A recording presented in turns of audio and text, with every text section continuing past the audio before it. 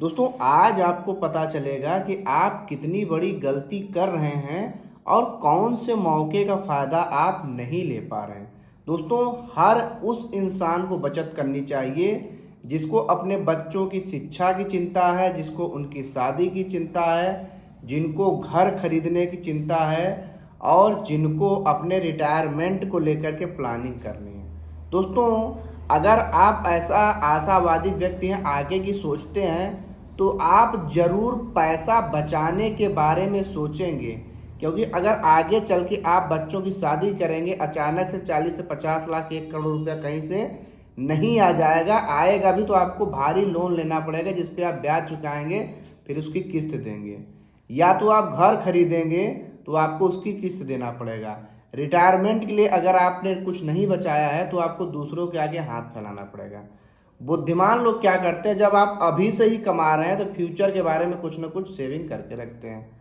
अब दोस्तों आज की वीडियो में आप लोग जानेंगे कि कैसे आप अपने फ्यूचर को खुद ही प्लान कर सकते हैं कि आपके बच्चों की शादी अच्छे से हो जाएगी, शिक्षा अच्छे से हो जाएगा, आपका बढ़िया सा घर हो जाएगा, आप प्रॉपर्टी खरीदना चाहते तो वो भी हो जाएगा और आपका बुढ़ापा जवानी से बेहतर कटेगा। दोस्तों इसके लिए आपको करना पड़ेगा फाइनेंशियल प्लानिंग। उसमें बहुत ज़्यादा दिमाग लगाने की ज़रूरत नहीं है। दोस्तों जैसे बड़े बड़े लोग होते हैं वो कभी पैसे को लेके टेंशन में नहीं होते, क्योंकि उनके पास फाइनेंशियल प्लानिंग करने वाले लोग होते हैं, उनको बताते हैं, उनका पैसा ही कमा करके उनको देता है। गरीब आदमी पूरी ज़िंदगी कमाता फिर भी गरीब ही रहता। क्यों?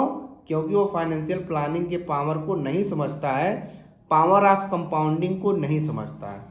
तो दोस्तों आज की वीडियो हम लोग चलिए सब कुछ जानते हैं। दोस्तों आप लोग जब भी लाइक करते हैं यार हमें बहुत सारा अच्छा लगता है, मोटिवेशन मिलता है, तो आप लोग वीडियो को जरूर लाइक करिएगा, कमेंट करिएगा और आपका कोई प्रश्न है तो आप हमसे आखिर में पूछ सकते हैं। देखिए दोस्तों, तो सबसे पहले हम लोग समझते हैं कि अमीर बनने का वो कौन सा फार्मूला है जो ज़्यादातर लोग को पता ही नहीं है। देखिए बहुत सारे लोग सोचते हैं कि यार आगे चल के अगर हमको कुछ लेना है तो हमको पैसा बचाना पड़ेगा, जो कि गलत तरीका है। बहुत सारे लोग क्या करते हैं कि बैंक में पैसा रखने लगते हैं, तो वहाँ से आपका पैसा ग्रोथ नहीं होता। लोग 10-10, 20-20 लाख बैंक में ही रखे रहते हैं, जहाँ पे एक मामूली सा 3 से 4% का रिटर्न मिलता है। और आपको जान के आश्चर्य होगा कि वहाँ पे आपके पैसे की वैल्यू घट रही है। आप सोचेंगे सर घट रही है, ये कैसे हो सकता है? क्योंकि हर साल 6% महंगाई बढ़ती है, जिनको कि सरकार स्वीकार करता है। और आपको जब बैंक में 6% का भी ब्याज नहीं मिल रहा है तो आपका पैसा तो घट ही रहा है। फिर लोग सोचते हैं यार ऐसा करते हैं, पैसे का LIC कर देते हैं। LIC में तो और 4-5% का ब्याज मिलता है। LIC में पैसा करने मतलब अपने पैसे को सड़ाने के बराबर है। वो बात अलग है कि उसमें थोड़ा सा इंश्योरेंस मिल जाता है, ज़िंदगी के साथ भी ज़िंदगी के बाद भी। ऐसा म्यूचुअल फंड नहीं मिलता है। हाँ हल्का फुल्का छोटा मोटा होना चाहिए, ये नहीं आप पूरा पैसा आप उसी में लगा रहे हैं। फिर लोग सोचते हैं FD कर देंगे, FD में आपका 10 साल 15 साल बाद पैसा दूना हो रहा है, उसमें मुश्किल से 6-7% का रिटर्न मिल रहा है। तो जितने भी नॉर्मल तरीके FD हो गया, RD हो गया, LIC हो गया, PPS हो गया, NPS हो गया, इन सब से ज़्यादा अगर रिटर्न मिलता है तो वो मिलता है म्यूचुअल फंड में। फिर आप लोग सोचेंगे सर म्यूचुअल फंड के बारे में तो सुना बहुत ज़्यादा रिस्क रहता। यहाँ पे किसी प्रकार का रिस्क नहीं है। लोग पता है क्या सोचते हैं, लोग सोचते हैं कि म्यूचुअल फंड में उनके साथ फ्रॉड हो जाएगा, उनका पैसा कोई लेके भाग जाएगा। ऐसा कुछ नहीं है आपके साथ होने वाला, क्योंकि म्यूचुअल फंड में सेबी का एकदम शिकंजा है। बैंक से ज़्यादा पैसा आपका यानी म्यूचुअल फंड में सुरक्षित है। फिर रिस्क कहाँ पे है? रिस्क आपके पैसे के लगाने पे है कि आप पैसा लगा कहाँ पे रहे हैं। पैसा आपका सेफ है, कोई लेके भाग नहीं पाएगा, लेकिन आप पैसा लगा कहाँ रहे हैं ये तो आपकी इच्छा है ना। आप किसी ऐसे फंड में पैसा लगा दिए जो 4-5 साल से ऊपर गया ही नहीं, उसका ज़्यादा एक्सपेंस रेशियो, सारा पैसा आपका कम हो गया।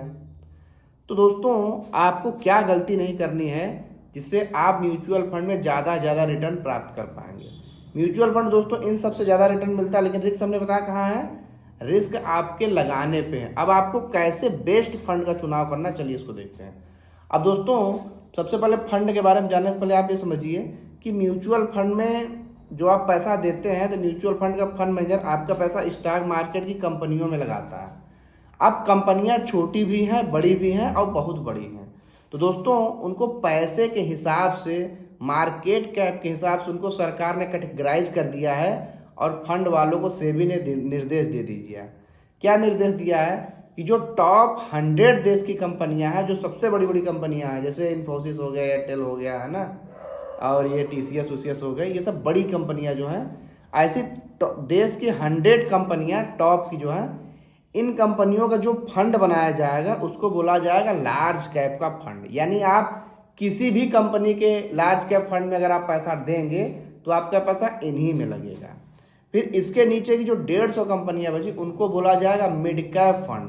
यानी अगर आप मिड कैप किसी फंड में डालेंगे तो ऊपर की 100 छोड़ के नीचे की जो 150 कंपनी इनमें लगेगा।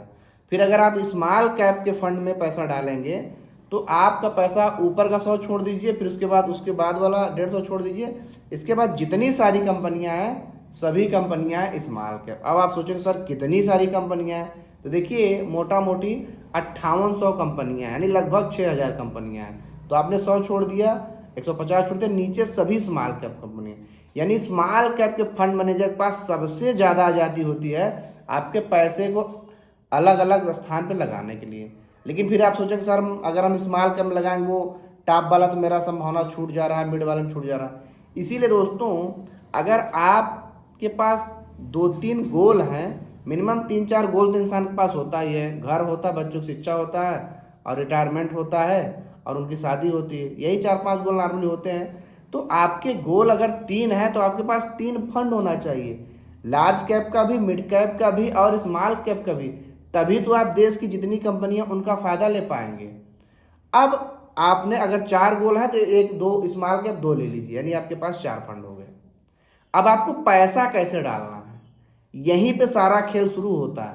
क्योंकि दोस्तों जो लार्ज कैप की कंपनियां हैं उनकी ग्रोथ बहुत स्लो होती है, और मिड कैप की जो होती है उनकी ग्रोथ थोड़ा ज़्यादा होती है। स्मॉल कैप कंपनियां अचानक से ग्रोथ करती हैं, लेकिन खेला कहाँ होता है, लार्ज कैप कंपनियां अगर मार्केट में गिरावट बहुत ही कम गिरेगी, भाई पैसे वाली पार्टी है।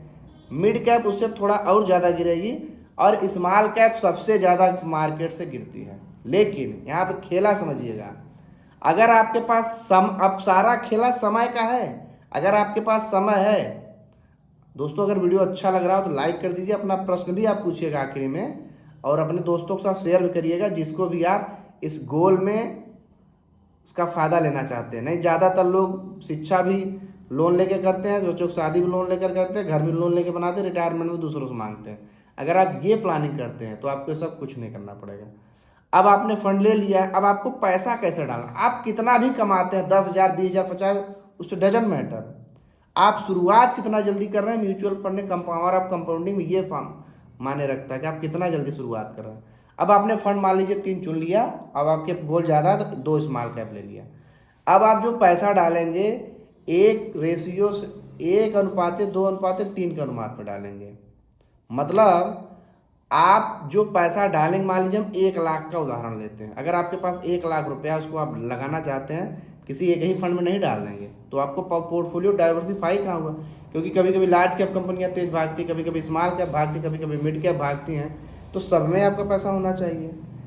लार्ज कैप का एवरेज रिटर्न अगर 10 साल में देखा जाता है तो 11 से 12%, मिड कैप का 13 से 14%, स्मॉल कैप का सबसे ज़्यादा 17 से 18%, एक साल में 60-65% का रिकॉर्ड है। हालांकि गिरता भी 30-30, 40, 50-50%।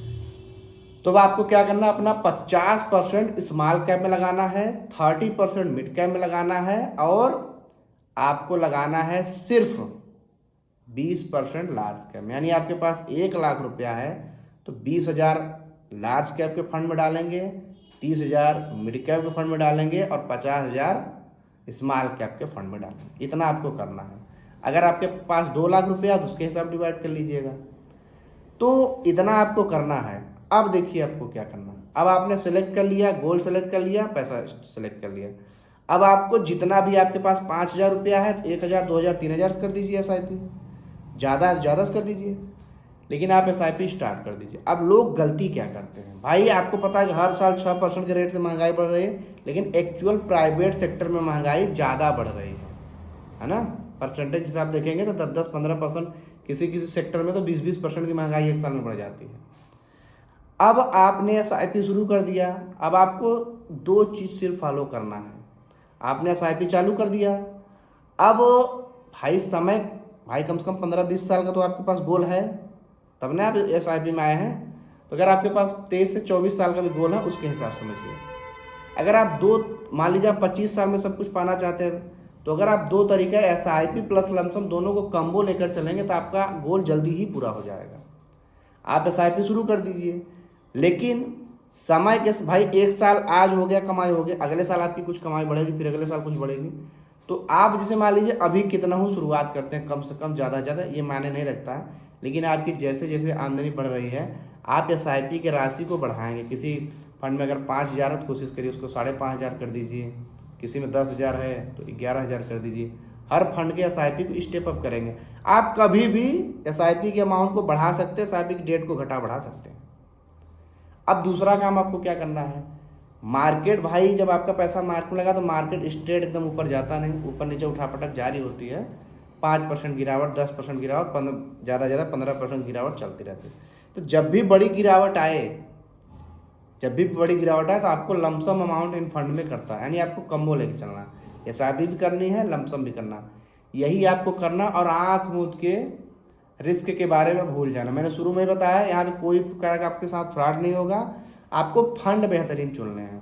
अब कुछ पॉपुलर फंड है जिनमें ज़्यादातर लोग लगाते हैं, जो नामी गिरामी कंपनी, उनमें भी आपको भी पैसा लगाना चाहिए।